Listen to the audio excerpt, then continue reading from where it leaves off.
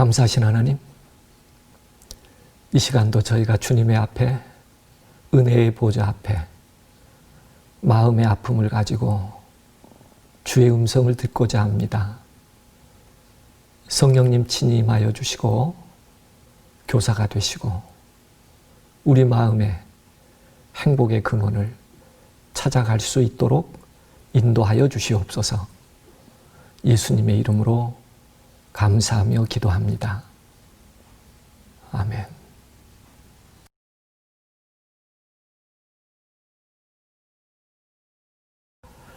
재림성도 여러분 안녕하셨습니까? 오늘 또 누가복음에 있는 말씀을 통해서 우리 삶에 절망할 수밖에 없는 순간과 일들에서 어떻게 희망을 발견하며 행복한 재림성도의 삶을 영위할 수 있을지 누가복음에 있는 말씀 통해서 함께 좀 명상해 보고자 합니다. 먼저 본문의 말씀 함께 보시겠습니다. 누가복음 18장에 있는 말씀입니다. 9절에서 14절인데요. 또 자기를 의롭다고 믿고 다른 사람을 멸시하는 자들에게 이 비유로 말씀하시되 두 사람이 기도하러 성전에 올라가니 하나는 바리새인이요 하나는 세리라. 바리새인은 서서 따로 기도하여 가로되 하나님이여 나는 다른 사람들 곧 토색, 불의, 간음을 하는 자들과 같지 아니하고 이 세리와도 같지 아니함을 감사하나이다. 나는 일회에 2번씩 금식하고 또 소득의 11조를 드리나이다 하고 세리는 멀리 서서 감히 눈을 들어 하늘을 우러러보지도 못하고 다만 가슴을 치며 가로되 하나님이여 불쌍히 여기옵소서. 나는 죄인이로소이다 하였느니라. 내가 너희에게 이르노니 이 사람이 저보다 의롭다 하심을 받고 집에 내려갔느니라. 무릇 자기를 높이는 자는 낮아지고 자기를 낮추는 자는 높아지리라 하시니라. 오늘은 자존심에 관한 이야기를 함께 나누고 싶습니다. 여러분, 보행에도 자존심이 있을까요? 우리가 인지하지 못했을지라도 역사적인 사실은 보행에도 걷는데도 자존심이 있었다라고 말합니다. 일제강점기에 우리는 왼쪽 보행을 시작했습니다. 그것은 그 시대에 있었던 특별한 한 일 때문에 그랬습니다. 우리나라에서는 1903년부터 황제 전용 어차가 등장한 후에 오른쪽 보행을 규정하고 있었습니다. 그런데 1921년 12월 1일 조선 총독부가 왼쪽 보행을 강제하게 됩니다. 그것은 사무라이 문화 때문이었습니다. 왼쪽에 칼을 찬 사무라이들이 오른쪽 보행을 하면 서로 마주치게 될 때 칼자루가 부딪혀서 시비가 일어난 거예요. 그래서 이 사무라이 문화 때문에 왼쪽 보행을 강제했습니다. 그러다가 2010년 7월부터 우리나라에서는 좌측 통행에서 우측 통행으로 바꾸게 되죠. 왜냐하면 이것은 국격과 국민의 자존심 때문에 그랬습니다. 첫 번째, 우리나라가 차량 모두 우측 통행을 하고 있습니다. 그래서 운전석도 이에 맞춰서 왼쪽에 위치합니다. 우리나라 차량은요. 왜냐하면 우측 보행을 하는 것을 원칙으로 했기 때문에 차를 탈 사람이 우측 보행을 하다가 차를 타게 되죠. 그런데 좌측 보행을 시켰기 때문에 이게 자동차 문화에 맞지 않는 걸 일제시대에 강요하게 됐었던 것이죠. 또 보통 우리가 우측 보행을 하게 되는데 실질적으로는 좌측 보행을 시켰어요. 자동차가 우측으로 운행하는 나라 중에서 좌측 보행하는 나라는 대한민국밖에 없었습니다. 또 하나의 이유는 짐을 대부분 오른손에 듭니다. 그래서 우측 보행을 해야 되죠. 이런 여러 가지 일들이 다시 한번 역사적인 사실을 되돌아보면서 2010년에 우측 보행을 다시 원 상태로 돌이켜 시도하게 된 것이죠. 경기에도 자존심을 걸 수 있을까요? 그렇습니다. 자기가 좋아하는 야구팀이 지면 아이들이 웁니다. 왜 울까요? 자존심 상해서 웁니다. 이겨야 되는데. 그런가 하면 이런 자존심은 어떻게 보면 우리 스스로 만든 삶의 그늘이다. 이렇게 말할 수 있습니다. 자존심이란 남에게 굽히지 않고 제 몸이나 품위를 스스로 높게 가지는 마음이지요.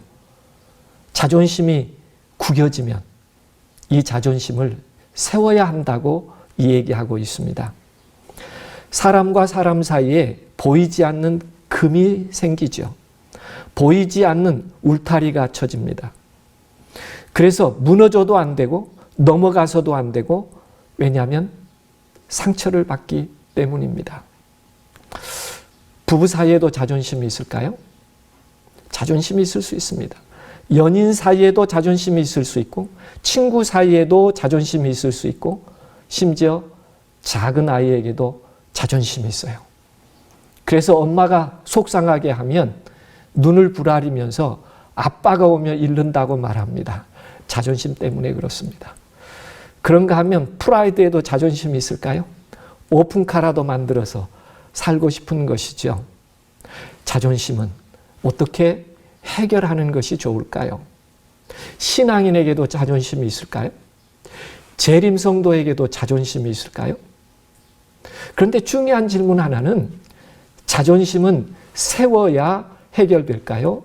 자존심은 버려야 해결될까요? 여러분은 어떻게 생각하십니까? 자존심이 없으면 아부하기 쉽게 되고 사람이 비굴해질 수도 있습니다. 자존심이 구겨지면 굴욕감과 모욕감으로 벌벌 떨릴 수도 있습니다. 자존심이 상하면 비참하고 초라해지기까지 합니다.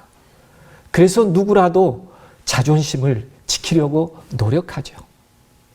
긍정적인 면을 생각해 본다면 자존심은 비록 험난한 상황에 있을지라도 그 상황을 버티게 하는 것 중에 하나도 자존심일 수 있어요.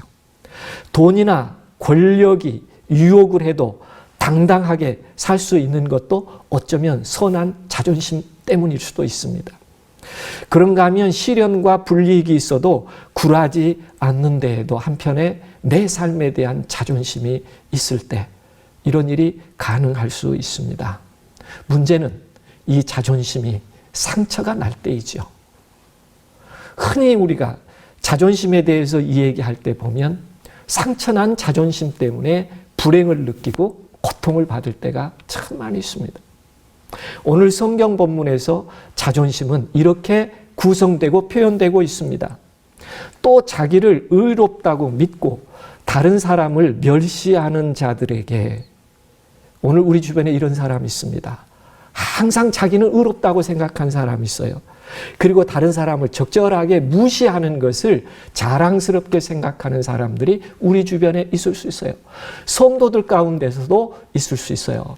이런 분들 때문에 교회 안에서도 자존심이 상할 수 있습니다. 오늘 성경 본문에 그런 사람이 있는데, 상황은 두 사람이 기도하러 성전에 올라갔다. 하나는 바리새인이요, 하나는 세리라고 기록하고 있습니다.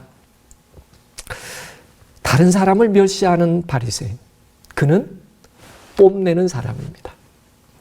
그가 뽐내는 내용에 보면 그가 행한 일 때문에 뽐내는 사람이에요. 자기 스스로를 자기가 한 일로 높이는 사람이에요. 이 자체는 잘못이 없을 수 있어요.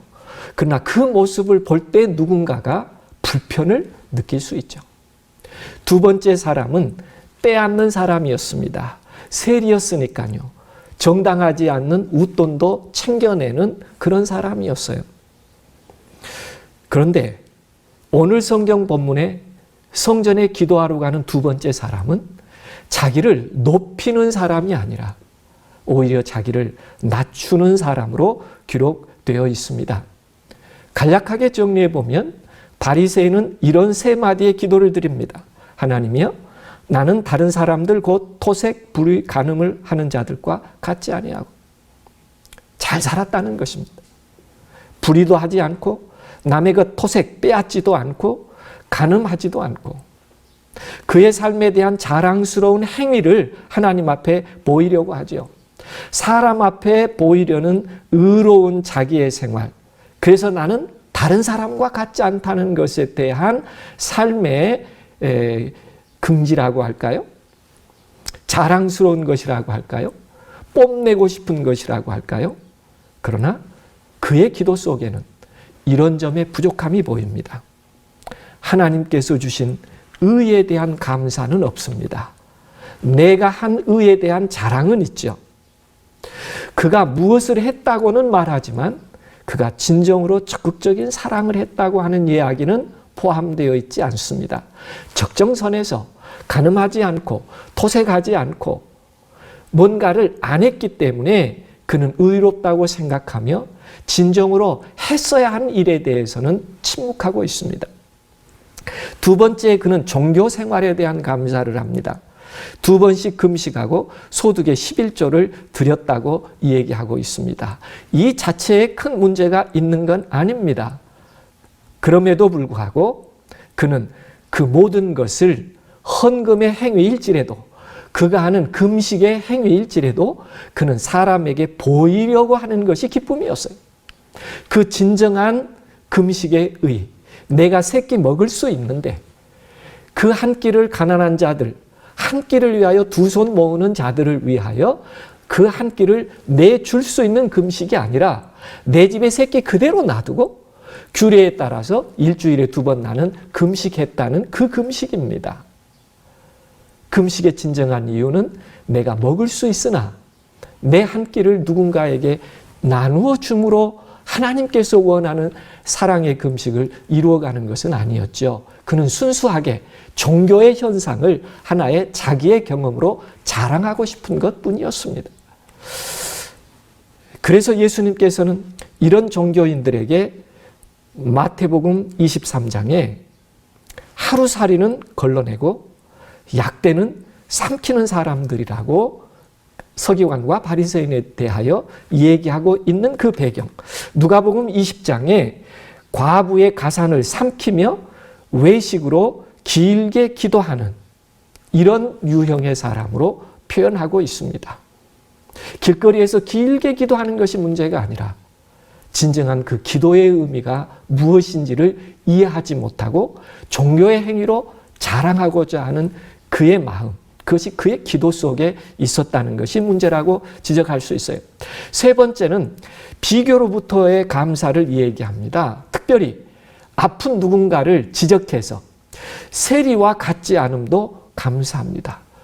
그가 바리새인으로 감사하면 바리새인으로 감사할 조건도 많을 거예요.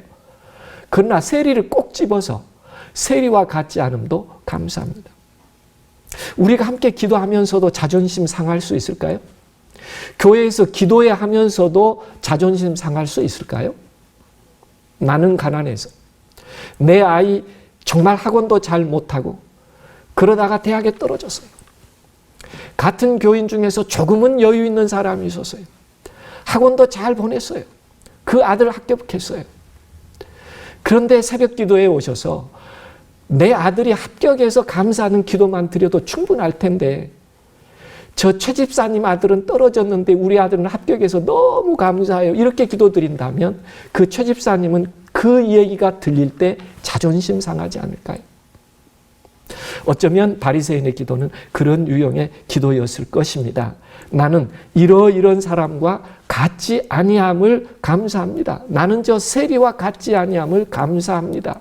언제나 우월의식을 가지고 언제나 누군가를 배제시키고 오만한 마음이 가득해서 기도를 드림에도 그 기도 속에 죄가 있는, 물론 모든 것을 악하게 나쁘게 묘사하려고 하는 뜻에서 드린 말씀은 아닙니다. 다만 그날 그 세리가 그 이야기로 자존심 상하며 아픔이 있었다는 것을 이해해 보기 위함입니다.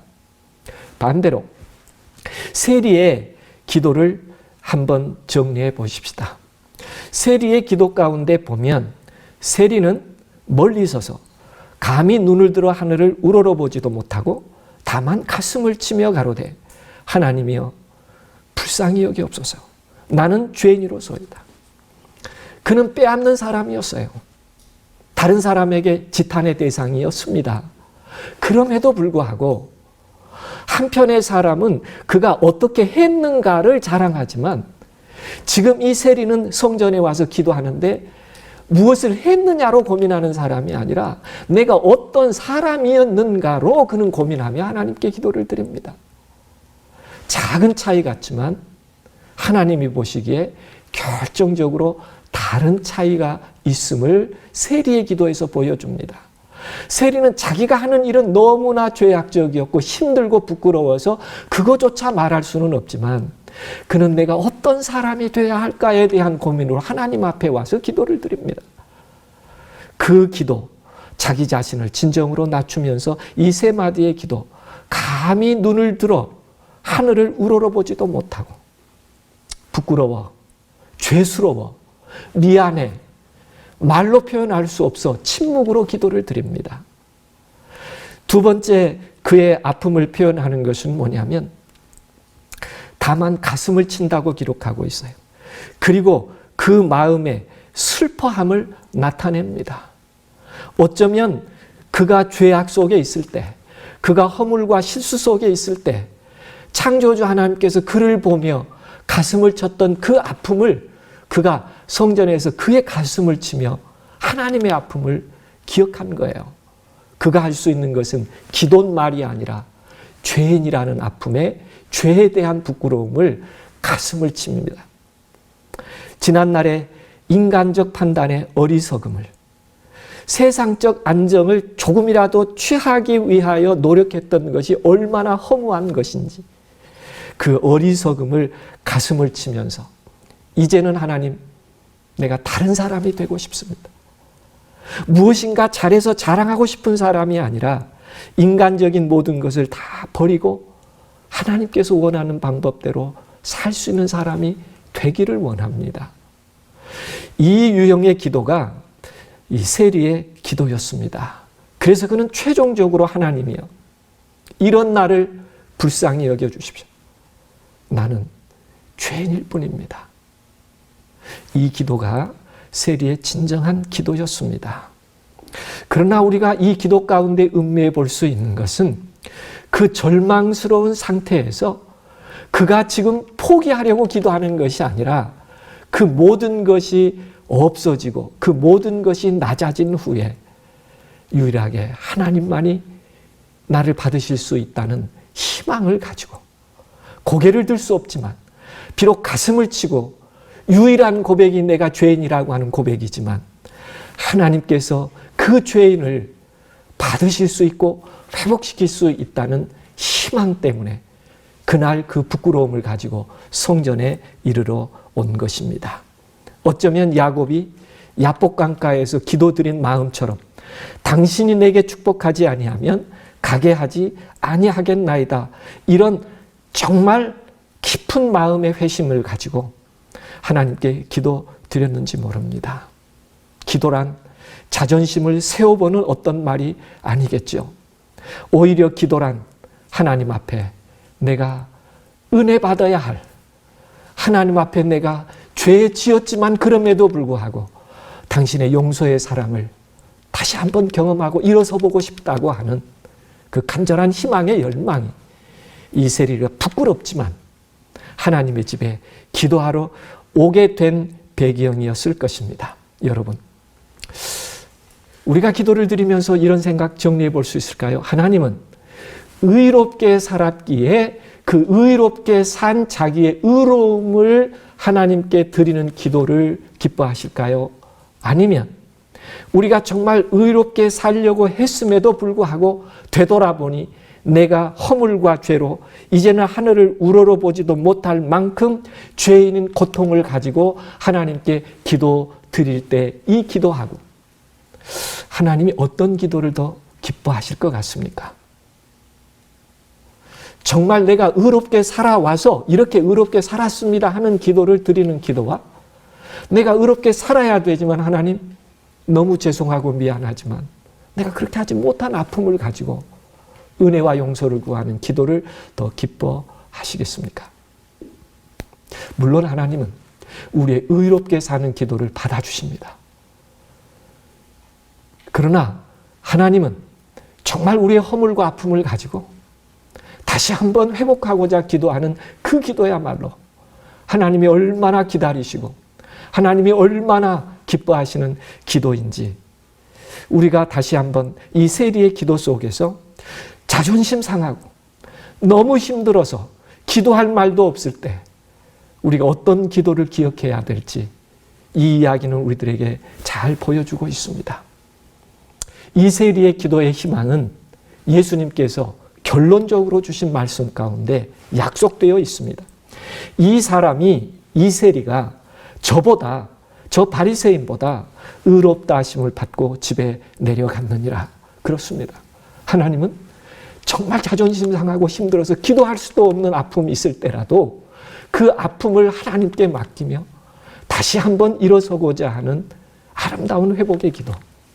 오늘도 하나님은 듣기를 원하시고 그렇게 회복으로 인도해 주시기를 원하시는 하나님, 오늘 또 그들을 사랑하시고 받아주실 것입니다. 그 아픔이 얼마나 크고 그 죄가 얼마나 치명적이었을지라도 하나님은 단순하게 내 아픔을 죄인이라고 인정하는 순간 얼마나 기쁨으로 다시 안아주시고 회복시켜 주실지. 그렇습니다. 정말 하나님은 어떤 일을 했느냐에 대한 관심보다 어떻게 하나님께 모두 의탁하며 그분을 의지하는 마음으로 다가오고 있는가를 훨씬 더 중요하게 여기시는 하나님이십니다.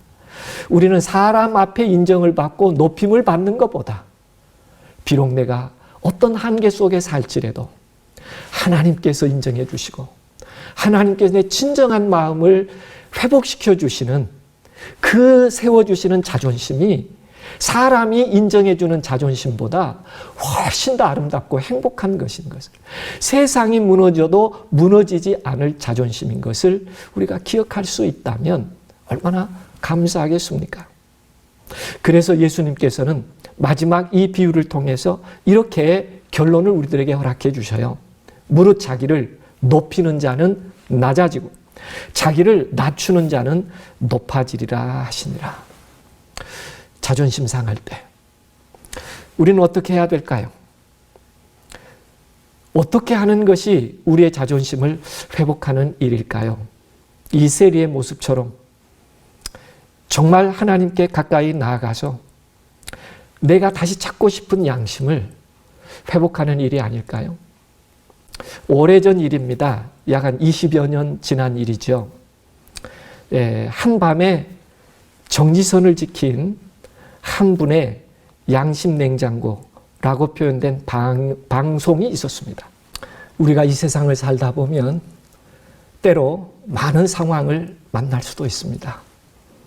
그 깊은 밤에 누가 알아주든지 알아주지 않든지 그가 마음에 갖는 적어도 지켜야 될 도덕적 선들, 우리 재림성도로서 자존심 상하지 않을 수 있는 유일한 길이 있다면 하나님께서 우리에게 주신 양심에 따라서 누가 인정해 주든지 인정해 주지 않든지 성실하게 그렇게 생애할 수 있다면 누군가 비교해서 내 마음에 상처를 주고 자존심을 상하게 한다고 할지라도 결코 흔들리지 않는 행복함으로 이 세상을 살아가며 재림성도의 본성적 아름다움을 이야기할 수 있을 것입니다. 분명히 우리가 살다 보면 자존심 상할 이유도 아주 많이 있죠. 한 젊은이는 이렇게 살았다고 얘기하고 있습니다. 실밥이 뜯어진 운동화, 지퍼가 고장난 검은 가방, 그리고 색바랜 옷, 내가 가진 것 중 해지고 낡아도 창피하지 않는 것은 오직 책과 영어 사전 뿐이었다. 집안 형편이 너무 어려워 학원 수강료를 내지 못했던 나는 칠판을 지우고 물걸레질을 하는 등 허드렛 일을 하며 강의를 들었다.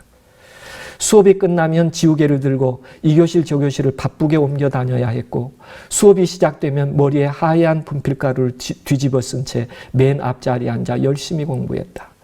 엄마를 닮아 숫기가 없는 나는 오른쪽 다리를 심하게 절고 있는 소아마비다. 하지만 난 결코 움츠리지 않았다. 오히려 내 가슴 속에선 앞날에 대한 희망이 고등어 등짝처럼 싱싱하게 살아 움직였다. 짧은 오른쪽 다리 때문에 뒤뚱뒤뚱 걸어다니며 가을에 입던 헛잠바를 한겨울까지 입어야 하는 가난 속에서도 나는 이를 악물고 손에서 책을 놓지 않았다. 그러던 추운 어느 겨울날 책 살 돈이 필요했던 나는 엄마가 생선을 팔고 있는 시장에 갔다. 그런데 몇 걸음쯤 뒤에서 엄마의 모습을 바라보다가 차마 더 이상 엄마에게 다가가지 못하고 눈물을 참으며 그냥 돌아서야 했다. 엄마는 낡은 목도리를 머리에 친친 감고 질척이는 시장 바닥의 좌판에 돌아앉아 김치 하나로 차가운 도시락을 먹고 계셨던 것이다. 그날 밤 나는 졸음을 깨려고 몇 번이나 머리를 책상에 부딪혀가며 밤새워 공부했다. 가엾는 나의 엄마를 위해서. 내가 어릴 적에 아버지가 돌아가신 뒤 엄마는 형과 나 두 아들을 힘겹게 키우셨다. 형은 불행히도 나와 같은 장애인이다. 중증 뇌성마비인 형은 심한 언어장애 때문에 말 한마디를 하려면 얼굴 전체가 뒤틀려 무서운 느낌마저 들 정도이다. 그러나 형은 엄마가 잘 아는 과일 도매상에서 리아카로 과일 상자를 나르며 어려운 집안 살림을 도왔다. 그런 형을 생각하며 나는 더욱 이를 악물고 공부했다. 그 뒤 시간이 흘러 그토록 바라던 서울대에 합격하던 날, 나는 합격 통지서를 들고 제일 먼저 엄마가 계신 시장으로 달려갔다. 그날도 엄마는 좌판을 등지고 앉아 꾸역꾸역 찬밥을 드시고 있었다. 그때 나는 엄마에게 다가가 등 뒤에서 엄마의 지친 어깨를 힘껏 안아드렸다. 엄마, 나 합격했어. 나는 눈물 때문에 더 이상 엄마를 볼 수 없었다. 엄마도 드시던 밥을 채 삼키지 못하고 하염없이 눈물을 흘리며 사람들이 지나다니는 시장 골목에서 한참 동안 나를 꼭 안아주셨다. 그날 엄마는 찾아오는 단골 손님들에게 함지박 가득 담겨있는 생선들을 돈도 받지 않고 모두 내주셨다. 그리고 형은 자신이 끌고 다니는 리어카에 나를 태운 뒤 입고 있던 잠바를 벗어 내게 입혀주고는 알아들을 수도 없는 말로 나를 자랑하며 시장을 몇 바퀴나 돌았다. 그때 나는 시퍼렇게 얼어있던 형의 얼굴에서 기쁨의 눈물이 흘러내리는 것을 보았다. 그날 저녁 시장 한 구석에 있는 순대국밥집에서 우리 가족 셋은 오랜만에 함께 밥을 먹었다. 엄마는 지나간 모진 세월의 슬픔이 복받치셨든지 국밥 한 그릇을 다 들지 못하셨다. 그저 색바랜 국방색 전대로 눈물만 찍으며 돌아가신 아버지 얘기를 꺼냈다. 너희 아버지가 살아있다면 기뻐하셨을 텐데 너희들은 아버지를 이해해야 한다. 원래 심성은 고운 분이다. 그토록 모질게 엄마를 때릴 만큼 독한 사람은 아니었어. 계속되는 사업의 실패와 지겨운 가난 때문에 매일 술로 사셨던 거야. 그리고 할 말은 아니지만 하나도 아닌 둘씩이나 몸이 성치 않는 자식을 둔 애비 심정이 오죽했겠냐. 내일은 아침 일찍 아버지께 가봐야겠다. 가서 이 기쁜 소식을 얼른 알려야지. 내가 어릴 때 부모님은 자주 다투셨는데 늘 술에 취해 있던 아버지는 하루가 멀다 하고 우리들 앞에서 엄마를 때렸다. 그러다가 하루 종일 겨울비가 내리던 어느 날 아버지는 아내와 처자식들에 대한 죄책감으로 유서 한 장만 달랑 남긴 채 끝내 세상을 버리고 말았다. 고등학교 졸업식 날 나는 우등상을 받기 위해 단상 위에 올라가다가 중심이 흔들리는 바람에 그만 계단 중간에서 넘어져 바닥으로 떨어졌다. 움직이지 못할 만큼 몸이 아파왔다. 그때 불이 나게 달려오신 엄마가 눈물을 글썽이며 얼른 나를 일으켜 세우셨다. 잠시 뒤 나는 흙 묻은 교복을 털어주시는 엄마를 힘껏 안았고 그 순간 내 등 뒤로 많은 사람들의 박수 소리가 들려왔다. 한 번은 새벽부터 늦은 밤까지 도서관에서 공부하다가 컵라면으로 배를 채우기 위해 매점에 들렸는데 여학생들이 여럿이 앉아 있었다. 그날따라 절룩거리며 그들 앞을 걸어갈 자신이 없었다. 구석에 앉아 컵라면을 먹고 있는 내 모습이 측은해 보일까 봐, 그래서 혹시라도 나도 모르게 눈물이 나올까 봐 주머니 속에 동전만 만지작거리다 그냥 열람실로 돌아왔다. 그리고는 흰 연습장 위에 이렇게 적었다. 어둠은 내릴 것이다. 그리고 나는 그 어둠으로 다시 밝아질 것이다. 이제 내가 남은 건 굽이굽이 고개 넘어 풀꽃처럼 함께 누워 계신 내 아버지를 용서하고 지루한 어둠 속에서도 꽃등처럼 환히 나를 깨워준 엄마와 형에게 사랑을 되갚는 일이다.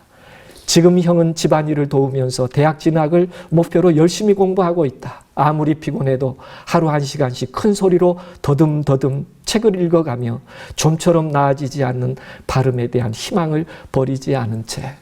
그렇습니다. 때로 우리가 실망할 수 있고, 때로 우리가 자존심 상할 수 있고, 다른 사람의 이해받지 못해서 상처가 될 수 있는 삶이 있을 수 있습니다. 그러나 오늘 본문은 우리들에게 결코 낭망하지 말도록, 결코 포기하지 말도록, 가슴을 칠 수 있는 일은 있지만 그러나 자존심 상했다고 모든 것을 포기하지 않도록 우리를 이 말씀은 격려하고 있습니다. 자존심이 상할 때 우리가 낭망하지 말아야 될 이유가 있습니다. 이 자존심이 상할 때 우리가 낭망하지 말아야 될 일은 단순하게 내 삶을 인정하며 이제는 그 아픔이 하나님의 역사가 되도록 하나님께 드리는 일입니다. 다시 한번 영상을 들어보겠습니다. 우리 안에 기쁨이 사라지는 순간 나도 모르는 사이에 하나님을 신뢰하는 것이 없어지고 내가 하나님이 되어버리기 시작합니다. 왜 그럴까요? 버티는 것이 힘들기 때문에 그렇습니다. 남편이 이상한 짓을 하고 마음에 안 들어요. 버티십시오.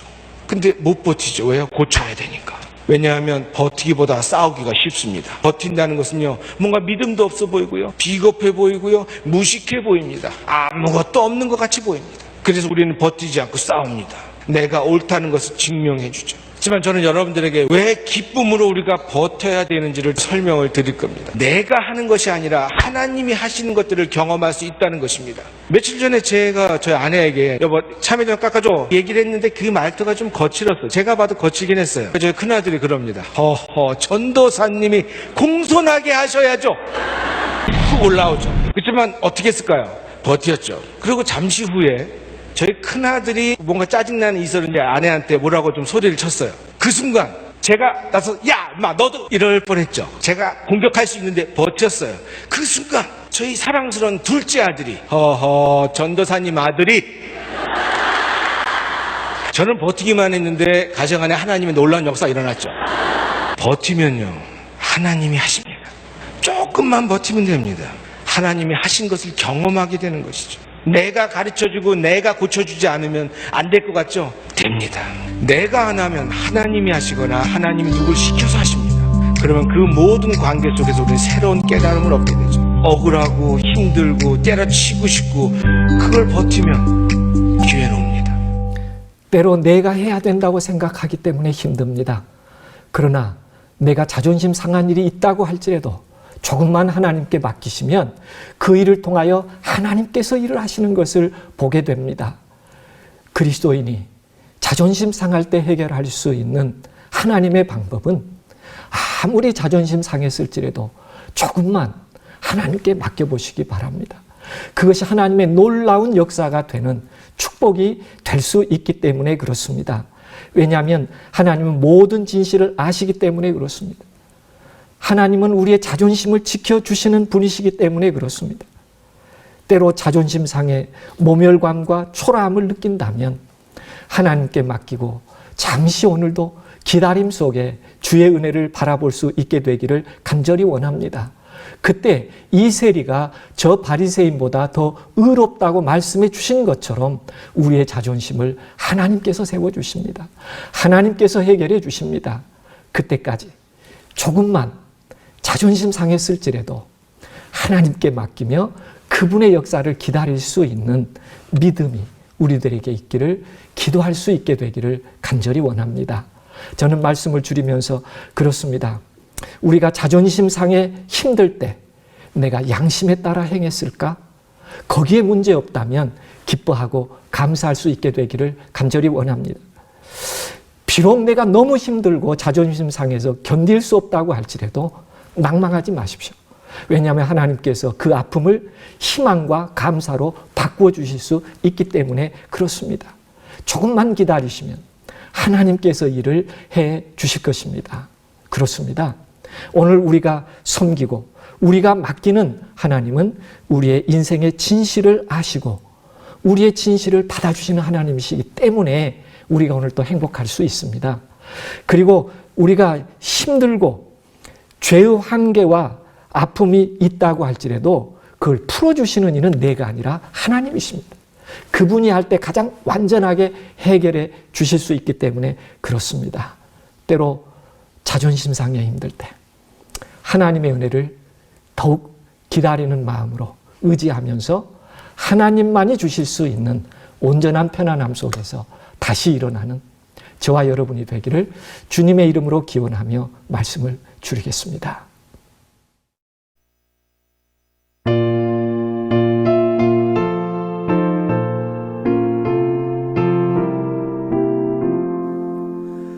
주 믿는 자들 일어나 다 힘을 합하여 이 세상 모든 마귀를 다 쳐서 멸하세. 이 앞에 오는 적군을 다 싸워 이겨라. 주 예수 믿는 힘으로 온 세상 이기네. 믿음이 이기네. 믿음이 이기네.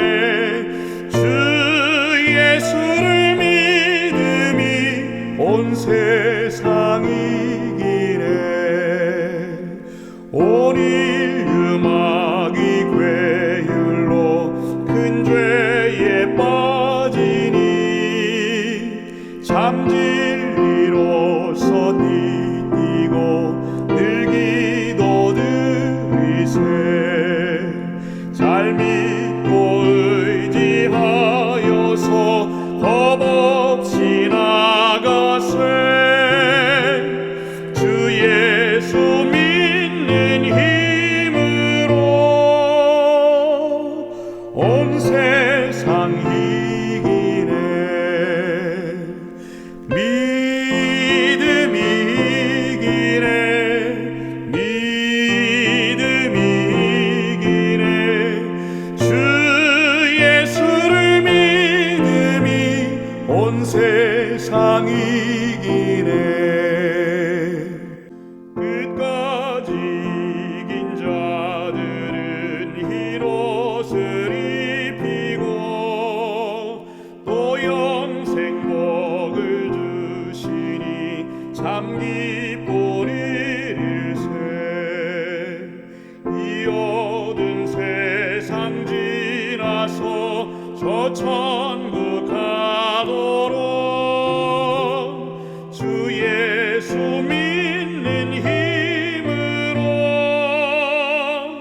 온 세상 이기네. 믿음이 이기네. 믿음이 이기네. 주 예수를 믿음이 온 세상 이기네.